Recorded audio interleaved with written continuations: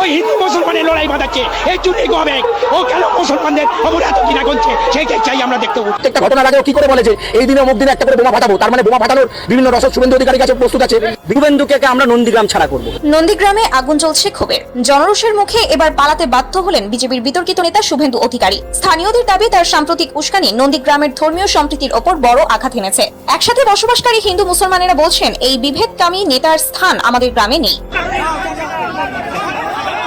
আজকে আমরা বিভিন্ন ভাগে ভাগ হয়ে আছি ভাই, আমরা আলাদেশ, আমরা ওই এই নিয়ে আমাদের মুসলমানদের মেন ফ্যাক্ট ইস্যু হতে হয়েছে। আমরা সকল মুসলিম এক, কোনো বিধায়ক দেখব না, কোনো আমাদের ধর্ম আগে, আমরা ধর্মকে আগে প্রাধান্য দেবো। এর আগে গত 11 তারিখ রাতে গোপনে নিজের গ্রামে ঢোকার চেষ্টা করেন শুভেন্দু, কিন্তু মুহূর্তেই খবর ছড়িয়ে পড়ে। গ্রামবাসীরা জড়ো হয়ে শুভেন্দুর গাড়ি বহর লক্ষ্য করে ইট পাটকেল ছুটতে শুরু করে। স্লোগান ওঠে শুভেন্দু হটাও শান্তি বাঁচাও। চীনের কি অবস্থা হয়েছিল সেই অবস্থা হতে চলেছে নরেন্দ্র মোদী। কুত্তার মতো তাড়া করবে, যেমন নেপালের ওই সব মন্ত্রীদের তাড়া করে করে মেরেছে, দেখছেন তো বাংলাদেশে হয়েছে, ঠিক তেমনই হবে। এই আন্দোলন যখন গ্রামে গ্রামে বাড়িতে বাড়িতে হবে তখন এই গদি ছেড়ে পালাতে।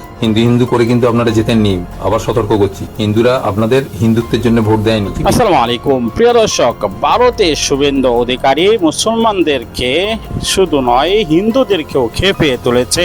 হিন্দু মুসলমান ঐক্যবদ্ধ হয়ে শুভেন্দু অধিকারীকে যেখানে পাচ্ছে সেখানে হামলা করছে। ইতিমধ্যে 2 বার হামলা করেছে শুভেন্দু অধিকারীর উপর।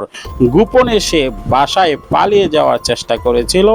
রাত 1:30টার দিকেও তার উপর হামলার ভয়ঙ্কর অ্যাকশন এবং সকল হিন্দুত্ববাদী এবং মুসলমান লোকেরা তার বাড়িতে ঘেরাও করে বাড়িও আগুন দিয়ে ফুরিয়ে দিয়েছেন। প্রিয় দর্শক, আসুন না টেনে লাইক করে শেষ পর্যন্ত ভিডিওটি দেখতে থাকি। আর শুভেন্দুকে আমরা নন্দীগ্রাম ছাড়া করব। নন্দীগ্রামে আগুন জ্বলছে ক্ষোভের। জনরোষের মুখে এবার পালাতে বাধ্য হলেন বিজেপির বিতর্কিত নেতা শুভেন্দু অধিকারী। স্থানীয়দের দাবি তার সাম্প্রতিক উস্কানি নন্দীগ্রামের ধর্মীয় সম্প্রীতির ওপর বড় আঘাত এনেছে। একসাথে বসবাসকারী হিন্দু মুসলমানেরা বলছেন এই বিভেদকামী নেতার স্থান আমাদের গ্রামে নেই। আজকে আমরা বিভিন্ন ভাগে ভাগ হয়ে আছি ভাই, আমরা আলাদেশ, আমরা ওই এই নিয়ে আমাদের মুসলমানদের মেন ফ্যাক্ট ইস্যু হতে হয়েছে। আমরা সকল মুসলিম এক, কোনো বিধায়ক দেখব না, কোনো আমাদের ধর্ম আগে, আমরা ধর্মকে আগে প্রাধান্য দেবো। এর আগে গত 11 তারিখ রাতে গোপনে নিজের গ্রামে ঢোকার চেষ্টা করেন শুভেন্দু, কিন্তু মুহূর্তেই খবর ছড়িয়ে পড়ে। গ্রামবাসীরা জড়ো হয়ে শুভেন্দুর গাড়ি বহর লক্ষ্য করে ইট পাটকেল ছুটতে শুরু করে। স্লোগান ওঠে শুভেন্দু হটাও শান্তি বাঁচাও। জনতার রোষ এতটাই প্রবল ছিল যে দেহরক্ষীদের সহায়তায় শুভেন্দুকে পালাতে হয় এলাকা থেকে। শুধু বিক্ষোভ নয়, মাটিয়া, চালুকিয়া ও মোহনপুর থানায় একাধিক মামলা দায়ের হয়েছে তার বিরুদ্ধে। অভিযোগ, ধর্মের নামে বিদ্বেষ ছড়ানো, সংখ্যালঘুদের হুমকি এবং প্রতিবেশী দেশগুলোকে নিয়ে অশালীন মন্তব্য।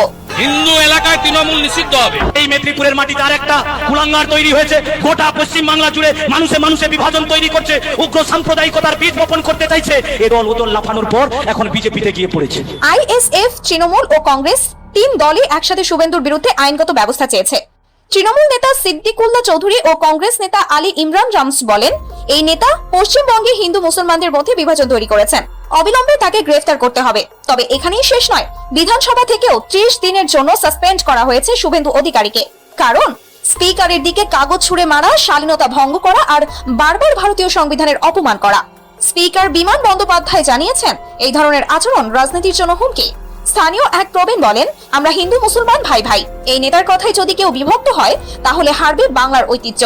আর এক যুবকের কথায় এই লোক সাম্প্রদায়িক বিষ ছড়ায়, ওর একটাই ওষুধ ডিম থেরাপি। জনগণের কণ্ঠে এখন একটাই সুর, দেশ নয় ঐক্য চাই, হিংসা নয় শান্তি চাই। শুভেন্দুর মতো রাজনীতিবিদদের কোনো জায়গা নেই পশ্চিমবঙ্গে। বাংলার মাটি বহু আগেই প্রমাণ করেছে ধর্মের নামে বিভেদ নয়, এখানে সব ধর্মের মানুষ একসাথে ছিল, আছে আর থাকবে। শুভেন্দুর ঘৃণার রাজনীতি বাংলার মানুষের ভালোবাসা ও ঐক্যের কাছে। চীনের কি অবস্থা হয়েছিল সেই অবস্থা হতে চলেছে নরেন্দ্র মোদী। কুত্তার মতো তাড়া করবে, যেমন নেপালের ওই সব মন্ত্রীদের তাড়া করে করে মেরেছে, দেখছেন তো বাংলাদেশে হয়েছে, ঠিক তেমনই হবে। এই আন্দোলন যখন গ্রামে গ্রামে বাড়িতে বাড়িতে হবে তখন এই গদি ছেড়ে পালাতে। হিন্দু করে কিন্তু আপনারা যেতেননি, আবার সতর্ক করছি, হিন্দুরা আপনাদের হিন্দুত্বের জন্য ভোট দেয়নি। বিজেপিকে বলছি, বিজেপি নেতৃত্বদের বলছি, হিন্দুত্ব করে মানুষের মধ্যে বিভাজন তৈরি করবেন না, সামলাতে পারবেন না। বিভাজনের রাজনীতি করলে সামলাতে পারছি। মুসলমান করে আর কতদিন কাটাবেন? তাদের কুরবানি দেওয়ার বিষয়টাকে তো বন্ধ করে দিলেন। মানে গরু মা, তো যে গরুগুলোকে স্লটার হাউসে কাটা হয়, বিদেশে মাংস পাচার হয়, পাচার নয় বিক্রি হয়, রপ্তানি হয়, তো সেগুলো কি মা নয়? সেগুলো কি বাবা ভাই বোন ওইগুলো? আপনারা কিভাবে নিয়ম তৈরি করেন? মুসলমানরা ঈদেতে নামাজ পড়বে, তার জন্য ব্রিগেড করেছেন, খুব ভালো করেছেন যে হ্যাঁ রাস্তা ক্লিয়ার করে দিতে হবে। রাস্তা ঘিরে যখন পুজোগুলো হয় তখন কি করবেন? সেটা বন্ধ করবেন তো, যে রাস্তার উপর পুজো করা যাবে না, রাস্তা পরিষ্কার রাখতে হবে।